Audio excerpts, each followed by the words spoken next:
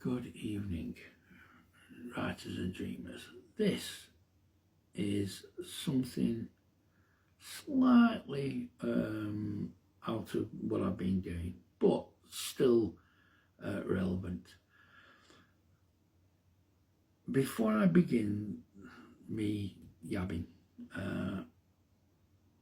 I want to explain why I'm making these videos, which are going to be a kind of raw video biography. Partly it is because of my last video about AI and how, for independent authors, from the copyright perspective, is going to be an absolute minefield, and the only thing that's going to help is a solid community base. And the only way you can do that is by making you, as well as the book, as interesting as the book. And you can only do that by opening up, and that is the nature of the beast when you want to publish a book. Once you and your ideas are in the public domain, 9 times out of 10, 99.999 times out of 10, you are as well. You belong to the people that have bought your story. You cannot detach, not nowadays, one from the other and sort of like live on a desert island. It just will not work. People want to know about you, people want to hate you, or love you. You are, you come with the book, end of story. And it's for that purpose I would like to lay the foundations for possible community, so people have got something to know about me if my books do anything. So that's one of the reasons. And it's the world that we are living in. Artificial intelligence is changing how books are written, published and consumed. As an independent author, I increasingly believe that stories alone are no longer enough. Readers want to know the person behind the book. They want to understand where his ideas come from and his ideology.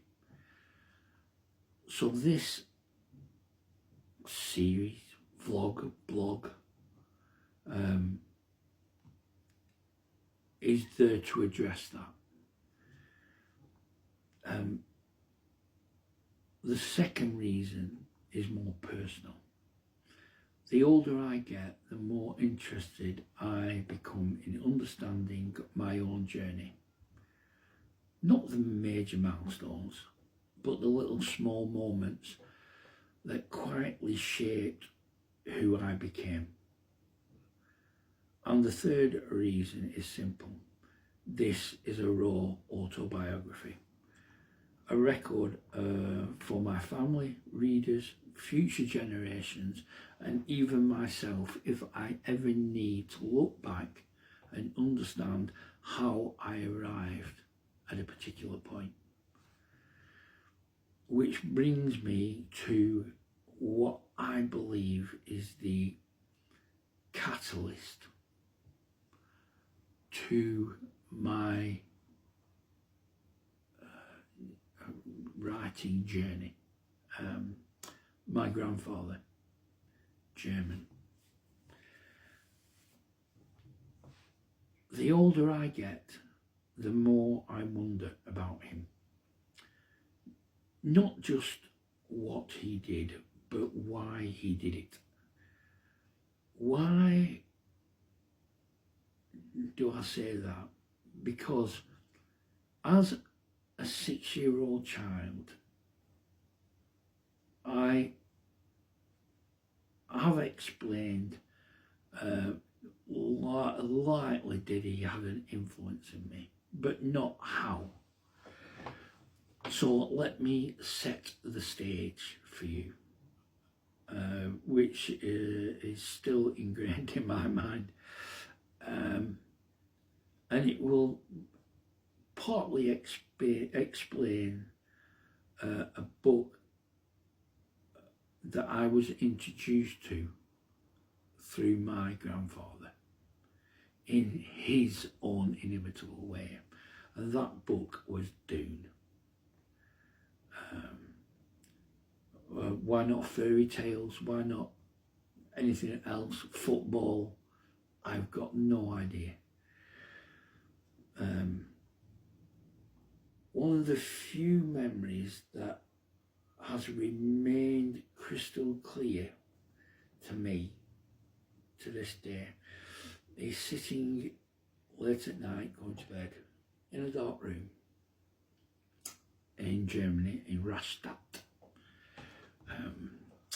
And back then there were no curtains, there were wooden shutters, and as they closed they had little minute gaps if you didn't close them fully, and the street light used to shine through and project onto the wall, and it looked like you were looking at an old film noir, the old black and white shadows and everything. At the other end of the room was a reel-to-reel recorder. Now, for a lot of people, they hopefully understand what one is, and you can picture it at the other end. And I can still remember the reels turning slowly in the dark, and it was something that I really set my mind in thinking. And the other thing was my grandfather's voice coming through the speakers.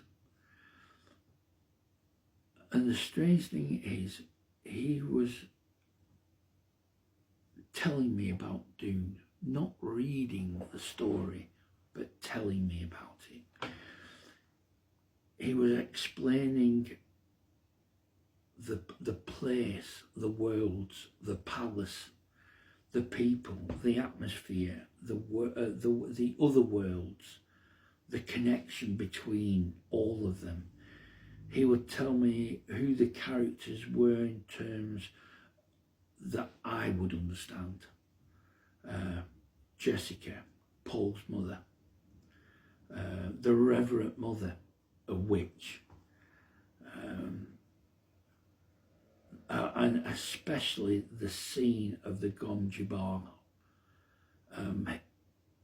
For some reason, it absolutely fascinated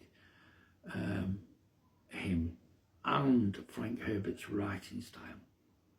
He would explain how unique it was, how within a single page you could have 3 or 4 or 5 characters, and you would understand by the end of the page what each character was thinking, which is quite unique because it gives you information overload, and it is dense and it is off-putting until you understand why. He was building, in my opinion, looking back now, it was like he was building a stage for a play. He was describing the scenery,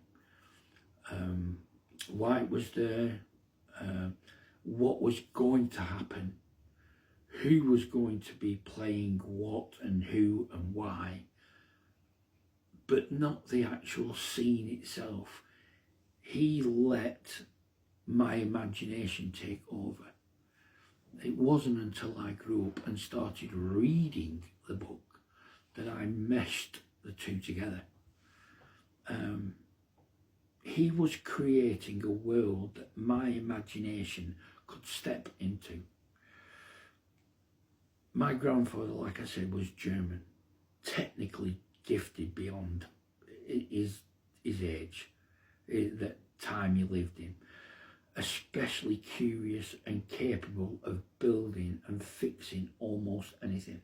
And I understand probably everybody's granddad in their eyes could do it, but I can guarantee you, if he had the basement in today's society in his house, he would be getting a call from MI5. I'll give you one for instance. He actually built a radio mic, this was 1970, that he could pick up from a radio with a wireless mic in the 1970s. Now, he was post-war soldier, intelligent, yes, so you can read into that whatever you want, but he was gifted when it came to that. And like I said, you can read anything you want into that. I didn't know any further. Because I'm wanting to go get my German citizenship and move with family, because I'm getting old and at some point I'm going to need help, that we had to go into records and stuff, and all this came up and we couldn't get a clear answer. And to be honest, best leaving things like that where they are. But looking back, I realised I grew up surrounded by influences I barely noticed. I lived across the road from a comic that is still going today from the 1960s, Perry Rodin. My mother worked there. Science fiction wasn't just something distant for me. It was part of my life, physically. It was an extraordinary time. Looking back at it now, back then when I was a child, it was normal. Then there was my grandfather's workshop, like I said. His curiosity, his habit of explaining how things worked, whether those things were machines, ideas or stories. Perhaps he saw something in me. Maybe he saw a child who liked listening, and I did. Who wouldn't? He knew, even I knew, I had an imagination. Every child has an imagination. But mine was fed on physical things. His basement had oscilloscopes and electric this and testing and things that beeped, and it was just an amazing experience. And I just thought it was normal.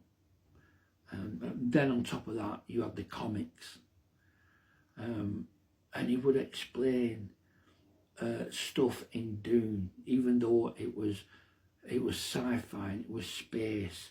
He would explain why there was no lasers, and if there was, the outcome, and he would explain about the shields, and it was an explanation of how the book operated, not the story itself. And that was, looking back at it now, was my early world building baptism, if you want. Back then it was just wonder, but it developed. Now, it would explain as well psychological things, why people believed certain things, followed certain things, how power accumulated, why empires rose and fell, why humans behave the way they do when they want power, when they have power. Why did he do this? I've got no idea. Perhaps he thought that it would give me a better understanding in Doom, but it still doesn't. It still didn't answer the question, which I would have loved to have asked: is why did Doom do that to you?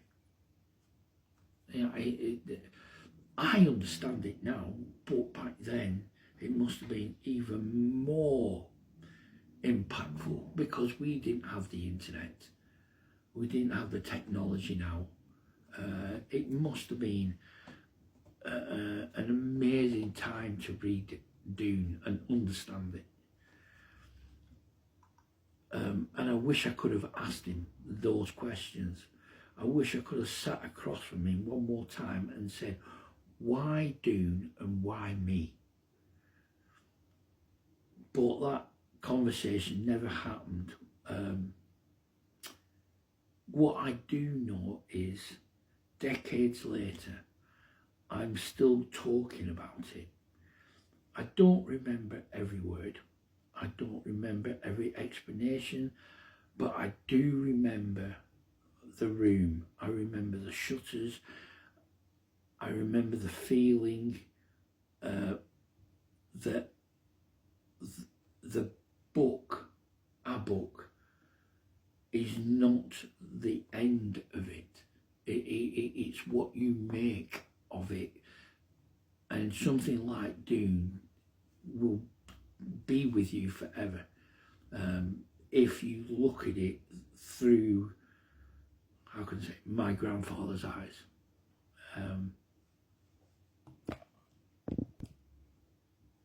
So when I now look back at books I have drafted, the worlds that I've built and the questions I've spent a lifetime exploring, I can't help but wonder if that moment, or a combination of those moments with my grandfather were the first pieces of the puzzle.